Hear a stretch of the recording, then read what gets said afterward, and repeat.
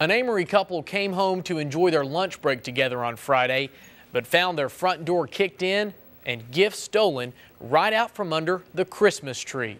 Household items were strewn everywhere and pieces of wrapping paper spread near the tree, but the gifts were not addressed to whoever opened them. What is it? Me and my wife both work hard to provide for our kids. And what kid wants to wake up on Christmas with nothing? Chris Blair and his wife found this when they arrived home to have lunch. Pieces of the kicked-in door along with empty boxes once containing gifts for their 3 kids. After notifying authorities, Blair decided to do a little investigating of his own and called around to local pawn shops.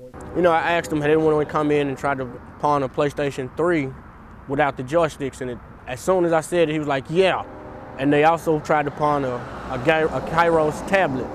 And I was like, yeah, that's my stuff. It actually startled me, and it worries me to know that today no one is safe. Lenora Moore and her children live just around the corner from the Blairs. Authorities have told the families this is one of a few break-ins in the area that happened this week alone. It has already affected me because, as you can see, we live right across the street from a convenience store, and it's nothing for me to get in my vehicle and run across the street and leave my door open. So that's unease, me a whole lot to know that I need to think twice when I walk out of my door now as to whether or not I lock my door or not. A couple of items from the Blair home were wrapped up to be taken, but must have been too big for the burglar.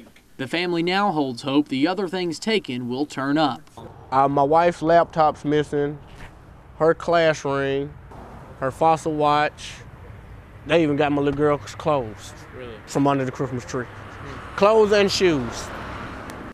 A pawn shop representative told me this evening the suspect provided 2 forms of ID along with a social security number when he pawned the items. Authorities currently have the 2 items that were pawned but aren't commenting, citing the continuing investigation. They told Blair it could take up to 2 years before his things are returned if they should be needed for evidence in the case. Justin Lewis, WTVA News.